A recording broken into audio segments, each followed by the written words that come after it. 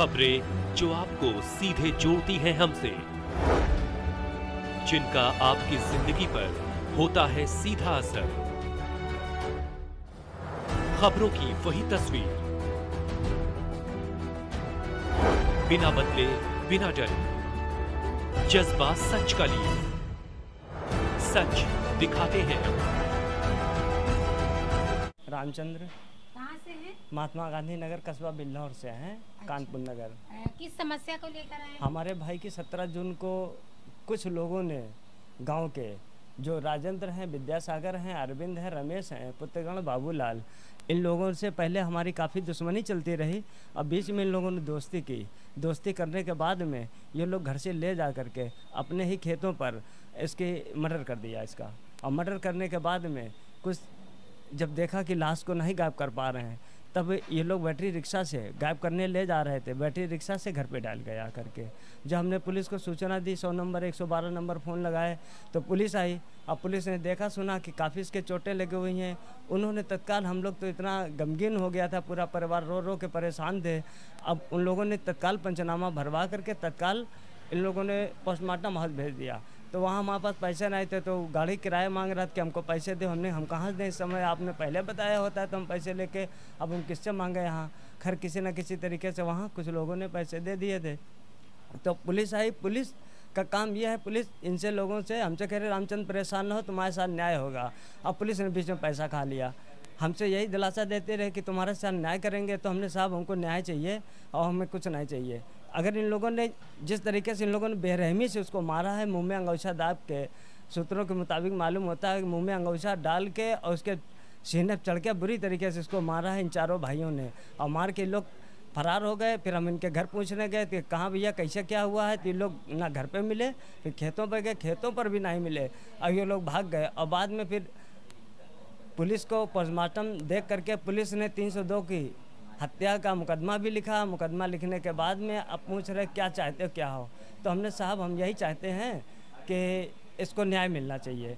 तो कहने लगे न्याय क्या यार, हमने सुना है कि तुम पैसा ऐसा ले लो कुछ और इसका ख़त्म कर लो। तो हमने साहब हम आर्थिक की तो सौदा नहीं कर सकते हैं। अब आर्थिक की कौन करेगा, इससे बढ़िया क्या फ़ायदा है।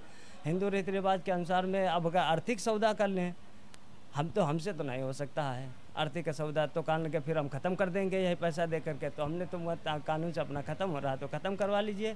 अब वो ये लोग धमकी दे रहे हैं। 25 तारीख को मेरी माँ सुबह लगभग 6:15 बजे रो रही थी, तो दरवाजे पर विद्यासागर आए। आने के बाद में इन्होंने ज़मीन पर हाथ टपटपाया, कान देखो पैसे एकदम से हम घूम रहे हैं, मेरा कुछ नहीं हुआ और ना कुछ होगा और तुम कुछ नहीं कर पाओगी। शादी हो गई थी आपके भाई की? हमारे भाई की शादी अभी नहीं हुई थी। शादी के लिए साल का था? ये लगभग 30-35 वर्ष का था, 30 वर्ष का। तो सरकार से क्या गुहार लगाना चाहिए? सरकार से हम ये गुहार लगाना चाहते हैं, डबल इंजन की सरकार है। अब ऐसे में अगर हम लोगों को न्याय ना मिला, जिस होशो हवास में हम लोगों ने ये सरकार को चुना है जिस तरीके से, अब बात कहने पर तो रोया खड़े होते हैं, बिल्कुल कुछ कह नहीं सकता हूँ। जिस तरीके से हम लोगों ने चाहा था कि हमारी सरकार ही आएगी, हम लोगों को सहयोग करेगी, और जिस तरीके से हम लोग सताए जा रहे हैं, परेशान किए जा रहे हैं, हमारे कुछ तमाम लोग हैं जो छोटे गरीब मध्यम वर्ग के लोग, उनके साथ में योगी जी या मोदी जी को न्याय देंगे। न्याय देने के अलावा हमको ये मिल रहा है, हत्या खुलेआम मर्डर हो रहा है। अब वो चुनौती लुटैती करने वाले अब वो खुलेआम घूम रहे हैं। अब वो हमसे धमकी दे रहे हैं कि 25 तारीख को जब उन्होंने धमकी दी तो हमने थाना बिल्हौर को दिखाया। दिखाने के बाद में कहीं कुछ ना हो, वहाँ के सिपाही ने बुलाया हमको, वहाँ धमकाया। धमकाने के बाद में साले कहीं कुछ नहीं होगा तो उसको ही अंदर भेजेंगे। अब वो लोग कह रहे हैं कि 1 महीना रुक जाइए, इसके बाद में तुम्हारे पर मुकदमा झूठा लगा करके तुमको जेल भेज देंगे। अब हमारा घर, हमारे छोटे छोटे बच्चे हैं, परेशान हैं, पैसे से मजदूर हैं, बताओ हम कहाँ से क्या कर सकते हैं।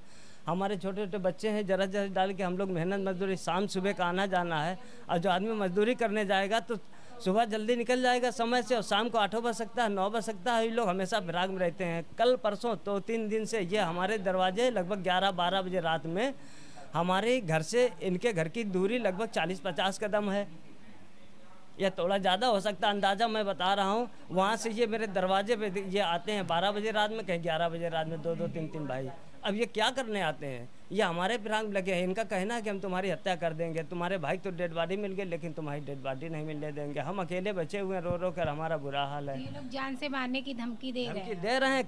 कह रहे हैं, मैंने लिखित प्रमाणित थाने में भी दिया है। कि इस तरीके से हमको धमकी दे रहे हैं, तो कह रहे जाओ यार साले तुम लोग तो ऐसे बनाया करते हो ड्रामा, बताओ इस तरीके से करते हैं, बताओ पुलिस के आगे हम कुछ कह नहीं सकते हैं। और जब भी बोलते हैं दबी जुबान से बोलते हैं, ज़्यादा कुछ कहेंगे धकिया मुखिया देंगे, मारेंगे पीटेंगे। हम अपने अगर कहीं धक्का का चोट वोट लग गए तो अपने बच्चे हम कैसे पाल पाएंगे। सरकार से क्या गुहार लगाना चाहिए? सरकार से यही गुहार लगाना चाहते हैं कि हमको न्याय मिले, मेरे भाई को इंसाफ मिले, जिन लोगों ने अपराधियों ने मारा है उनको अरेस्ट करके उनको जेल भेजा जाए।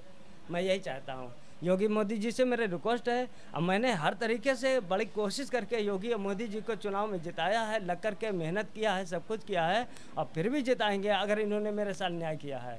और न्याय करना ही बहुत ज़रूरी। हम योगी जी से बड़ा आस लगा है, 2 बार जनता दरबार आ चुका है, डिप्टी सीएम जी मिले हैं, उन्होंने भी लिखित प्रमाणित आयुक्त दिया, आयुक्त के पास गए, कमिश्नर पास गए, कहीं कुछ बाकी नहीं रखा। ये कुल मिला के देखिए, हमारी खाली यही गुहार है कि योगी जी हमको न्याय मिले। अगर न्याय नहीं मिलेगा तो हम लोगों इससे बढ़िया ये छोटे आदमी गरीब आत्महत्या करके मर जाए, क्या रखा है।